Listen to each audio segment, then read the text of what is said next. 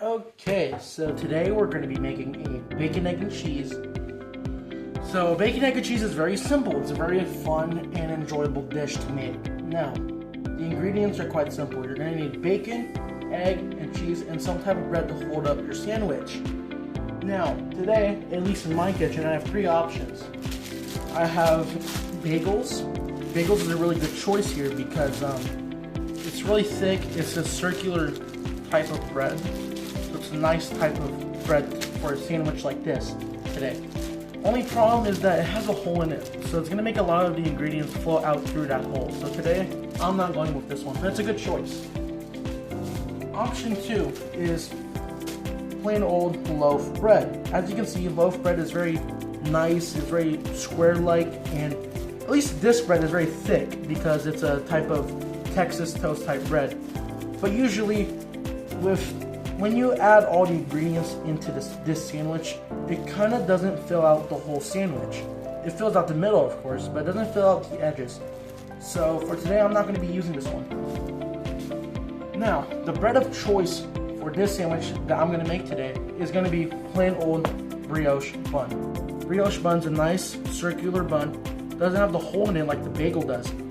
And it's quite small, so it might actually fit the whole egg in it. I'm not saying the egg is circular, but it's nice and oval shaped, so it might fit somewhat like this around it. So this bread, brioche bun, will be my choice of bread today. Okay, so now we have the station prepared. Brown sugar and some maple syrup. I'm going to use real maple syrup. I wouldn't suggest using the maple syrup, that's really sweet. I want to use that syrup. I would use, pure maple syrup. Now, we're going to go in here we're just going to base the bacon with this maple syrup back and forth. You can use a pastry bunch, which I'm using. It's really good and can evenly distribute it. Now, this is going well. Once you get this nice different color, like more of a vibrant color of the maple syrup, like kind of like a glaze, that's when you know you've put enough in it. We're just going to keep on going with our pieces of bacon. So look, even just one brush will be enough. Our next one going up in here. There we go. Now, we're going to put this brown sugar in there. I'm using dark brown sugar, but light brown sugar will work just fine. We're going to kind of just sprinkle it on. What this is going to do is when it's in the oven, brown sugar is just sugar and molasses. So this thing is going to melt and it's going to harden into, because that's what sugar does. When it's melted, it kind of hardens. It's going to develop more of a crunch for this bacon. Just keep going. You don't have to put too much. I would just say like down the middle. Just make sure it's nicely coated. No seasoning we're going to be involved into this bacon. You just put this on it and you just throw it in the oven at 425 degrees for like about 10 minutes. But if you have thick cut bacon, I will prefer like 12-ish minutes. But just make sure you keep an eye on it because sometimes, bacon can burn. I've done that before in the past. But it's fine now. I understand it now. So boom. Once we have a nice little layer of brown sugar, we're going to throw it in there just in the medium of the rack of the oven for like 10 to 5 minutes. So I'll catch y'all later. Okay, so now once your water is starting to steam up a lot and has a lot of those bubbles rupturing down there, we're going to start throwing in our egg. But first, we must have a whisk and the egg, of course. But we're going to go in there with a splash of white vinegar. Like quite literally like a tablespoon, so like not much. That probably wasn't a tablespoon, but like 2 teaspoons. Or like, now we're gonna create like this nice vortex. Turn down the heat a bit because you don't want this to boil. Because if it boils, when it boils up, it's gonna make the egg want to go up. All right, so you're gonna create a pretty nice vortex here. And if you splash water, don't be afraid. It's just water. All right. Get that vortex, grab your egg. You're not going to drop it in there. You're going to you're not going to drop it from up here. You're going to go down there and drop it from in there. So now once you have your vortex of water going, see like a little bit of water drop, but that's my fault. Boom. Ready? Gotta touch the water and then gently drop in the egg. Now, what that vortex is doing in there, it's gonna wrap the yolk around the egg, kind of what it's doing right there. Now, we're gonna let this cook for like about 5 to 7 minutes in this water, depending on how runny you want it. I like it somewhat runny, but also pretty cooked. So I'm gonna do it for at least 5 minutes and 30 seconds. I'll catch you there. Okay, so once you take it out of the oven, you're gonna want to flip it over and do the same thing. Put maple syrup and put brown sugar.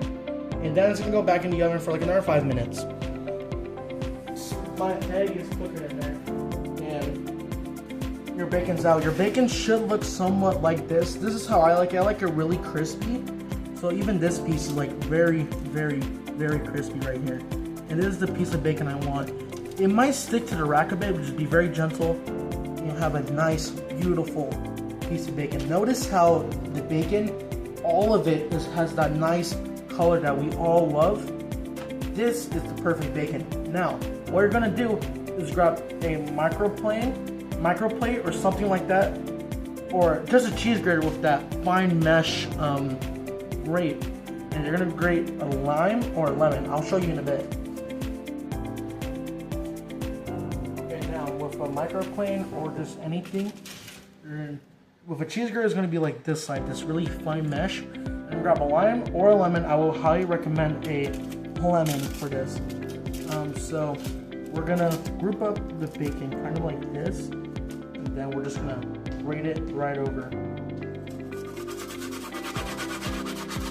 And now once you have a little bit of those lime green essence in there, here, let me bring one up close. As soon as you get these nice lime or just lemon zest in there, this is a really, really good piece of bacon.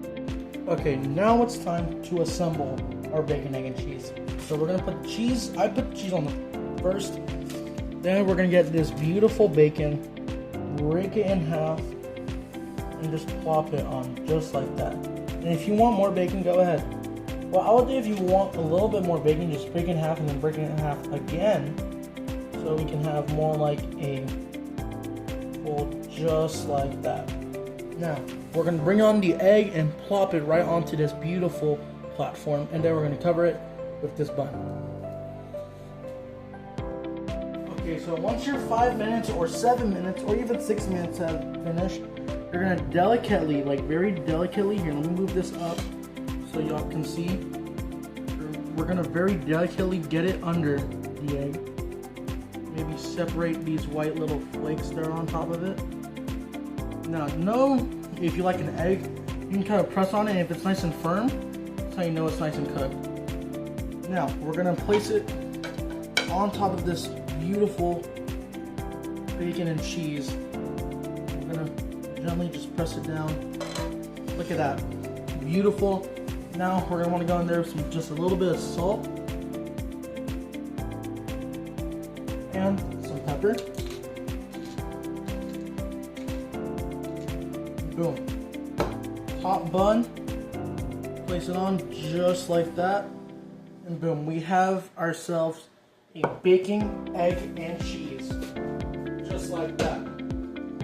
Now, bacon, egg, and cheese. It's so, just look at the cross section. This looks so amazing. Everything just comes together nice, and when you bite into this is gonna feel nice and juicy. And when I tell you why, it's because when we cut into this sandwich in half,